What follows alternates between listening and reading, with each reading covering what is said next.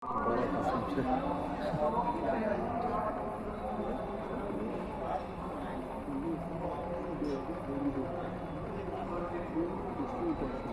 कहना हिंदू राष्ट्र बनाएंगे। सुसंस्कृत, सुशिक्षित, सुरक्षित, संपन्न, सेवा परायण, स्वस्थ, सभ्यताप्रद व्यक्ति और समाज की संरचना। ऐतिह्य तथ्य यह है कि सबके पूर्वज सनातनी वैदिक और हिंदू ही थे। मोहम्मद साहब के पूर्वज कौन थे? ईसा मसीह जी के पूर्वज कौन थे? श्रीमद् भागवत आदि पुराणों का अनुशीलन करें तो मरीचि, कश्यप इत्यादि महर्षियों की धर्मपत्नियों के गर्भ से देवता गण आदि ही नहीं बल्कि जिनको स्थावर प्राणी कहते हैं तब लता गुण इत्यादि की भी अभिव्यक्ति हुई। यह ऐतिह्य तथ्य है। स्वप्नावस्था में कर्मेंद्रियां सो जाती हैं, ज्ञानेंद्रियां सो जाती हैं, अंतःकरण अर्धनिद्रित हो जाता है। आत्म चैतन्य से अधिष्ठित अंतःकरण के योग से हम भी पृथ्वी, पानी, प्रकाश, पवन, आकाश, दीप काल की रचना कर लेते हैं। स्थावर जंगम प्राणियों के रूप में मनोद्वार से स्वयं को संरक्षित करते हैं। सनातन वैदिक और हिंदू धर्म मूल है। सबके पूर्वज सनातनी वैदिक और हिंदू ही सिद्ध होते हैं। दर्शन, विज्ञान, व्यवहार तीनों दृष्टियों से, देश काल परिस्थिति तीनों दृष्टियों से सनातन सिद्धांत प्रकाशी है। उत्पत्ति, स्थिति, संहार, निग्रह, अनुग्रह का जो वेदांत शास्त्र सम्मत विज्ञान है वह इस रॉकेट, कंप्यूटर, एटम, मोबाइल युग में भी उपयोगी है।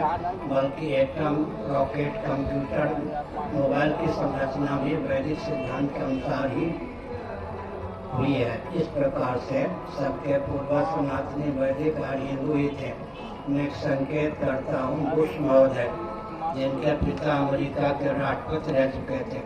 बुश जी स्वयं भी एक बार अमेरिका के राष्ट्रपति रह चुके, दूसरी बार अमेरिका के राष्ट्रपति पद पर शपथ ग्रहण करने जा रहे थे। उन्होंने अंग्रेजी में कुछ वाक्यों को अभिव्यक्त किया।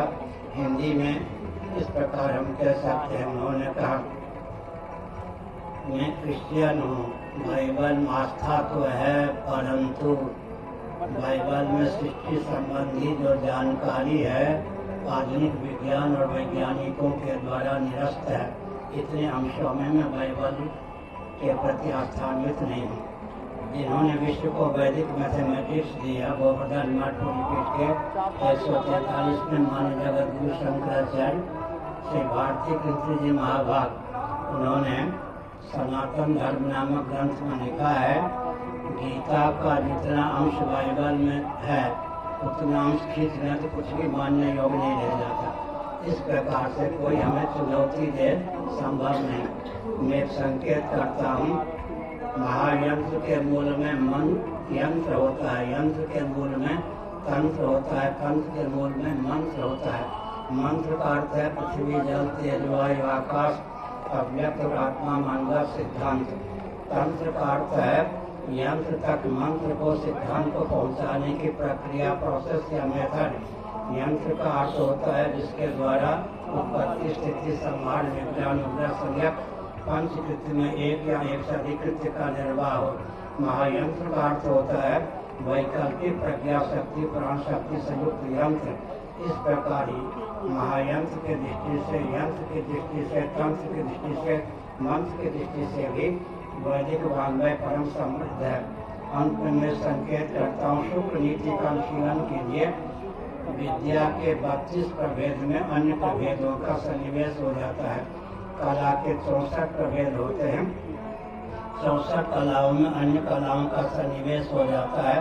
इसको तो साइंस ऑफ आर्ट कहते हैं, उसी को विद्या और कला कहते हैं। वाणी की प्रधानता से जिसकी सिद्धि हो उसका नाम विद्या है।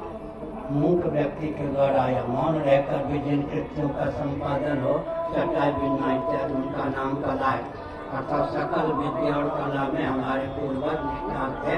इन सब दृष्टियों से हम कहते हैं हिंदू राष्ट्र बनाएंगे और मारपीट की बात नहीं, वस्तु स्थिति को हम सामुख रखते हैं। एक सनातन सिद्धांत है जिसको बौद्धों ने भी स्वीकार किया है। तत्व पक्षपात को ही स्वभाव ध्यान, जीव का और जीव की बुद्धि का स्वभाव है तत्व का, तथ्य का, वस्तु स्थिति का समादर करना। हम दर्शन, विज्ञान, व्यवहार तीनों दृष्टियों से अगर बोलते हैं तो नास्तिक हृदय में भी उसके प्रति आस्था उत्पन्न होती है। कदाचित वह प्राप्त विवेक का समादर करता है, महान हो जाता है। प्राप्त विवेक का अनादर करता है, विवेक का अनादर ही उसका बट्टा बैठा देता है।